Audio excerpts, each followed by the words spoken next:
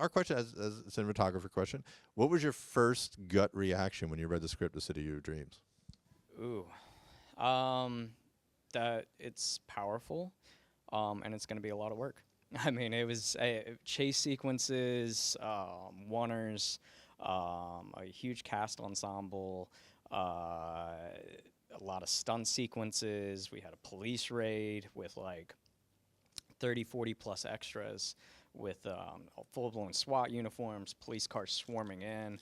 I mean, everything like that was just daunting. And especially because I came onto the project about a week before we started shooting.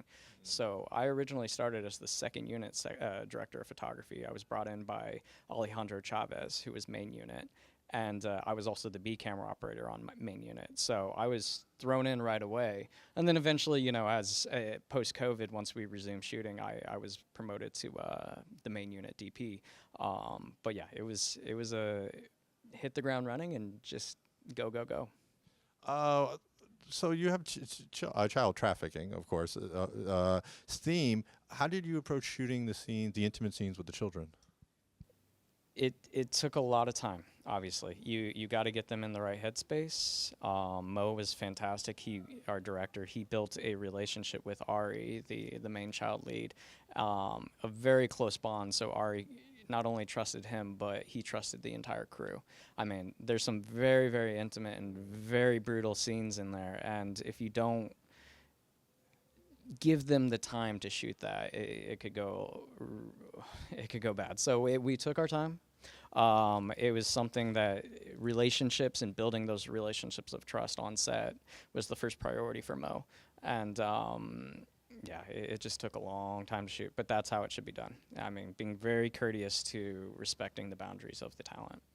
And so we have the very intimate scenes, but you say you're running around in L.A., Yeah, running gunning type that's stuff. it. Yeah. How was that process, or the running gun process? Well, Let's call it's funny how like that was day one was the beginning of that, or actually in the theatrical cut, it's like halfway through it, but um, day one was the chase sequence, and so I'm walking onto set, and Mo had already shot on his iPhone pretty much a pre-stitched together idea of what this like 10-minute wonder is going to be. Obviously, an iPhone moves a little differently than an ARRI Alexa Mini with master primes and Teradek build and all this kind of stuff on top of it. So, watching Alejandro sprint through the streets, and then the next take, you know, he'd get arrested and I'd be in and I'd be doing the sprint, and you're having to not only chase this young kid through the streets at full speed holding a camera that weighs 30 plus pounds and trying to maintain your frame and not hit the horizons off and make sure you wipe at the right time, because that wipe is going to be stitched together with the other wipe for the next shot we do after that.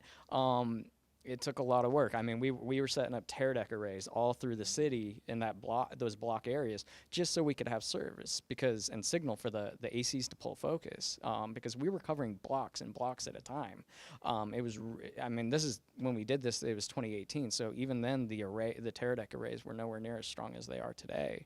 So it was literally hitting the ground running. But having Mo's kind of template with his iPhone, he was so precise in knowing how the camera was going to move and transition that it made Alejandro and my job a lot easier. Not mistaken, you kind of butted up against COVID a bit and had to research reshoots or Yeah, pickups. How does yeah. that work? Honestly, well, that was one of the challenges. Is I mean, stepping in and being promoted from second unit to then main unit, and then maintaining the look that Alejandro had established with Mo, but also at the end of the day, your boss and the person you're collaborating with is Mo, the director. And so, if things have changed in that time period, he's watched the cut many times. We're doing reshoots, we're doing pickups. You want to keep it within the look and feel of the film, but you also, if there's things that the director wants, you have to give it to him. And so it was definitely a balance. It was definitely a balance of maintaining the work that was previously done while also seamlessly blending it with what Mo was looking for. And the time was challenging because talent ages. Some of the locations we had to reshoot at different ones and try to make them match continuity wise. Certain angles and certain just close-ups that we just had to cheat to feel like they were in a totally different space and keeping the color the same. It was definitely a challenge. All right, final question. This is my background's education. Your time at Chapman must have been very interesting. Also led to a Student Academy Award. What was that experience at Chapman and leading to that? Yeah. Oh my God. I moved out to. I was originally from Indianapolis, Indiana, and I had never heard of Chapman until I read about it in the American Cinematographer magazine. And that specific year, they had won the undergrad, the graduate, both narrative for cinematography, and they won the documentary for cinematography. And so I was like, I got to learn about this Chapman.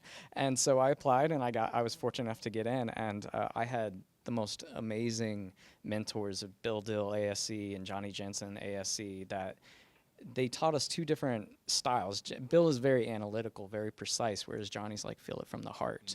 And so having those two intertwined gave us such a unique opportunity in how to find our voice, because everybody tells a story on how to shoot and use the camera and the lighting differently. And so having two contrasts kind of gave us the opportunity to figure out which was our style. But so going off of that, Esta es tu Cuba was my thesis film at Chapman University. It was directed by Brian Robow, an amazingly talented director. I love working with Brian. And yeah, we shot that in Puerto Rico.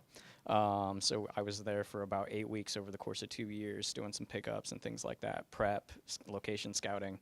So that was a huge task, but it was really rewarding with the Student Academy Award. We also won a Student Emmy, DGA, and then the HBO Award as well. So it was 2019 was a beautiful stretch. Brian and I were at the Emmys, and then COVID hit. But no, it was I mean, I would not be where I am today if it wasn't for my education at Chapman. And I truly believe that. I mean, obviously student loans and all that stuff is never fun, but the value in education and the relationships that I built through that, I mean, it's unforgettable.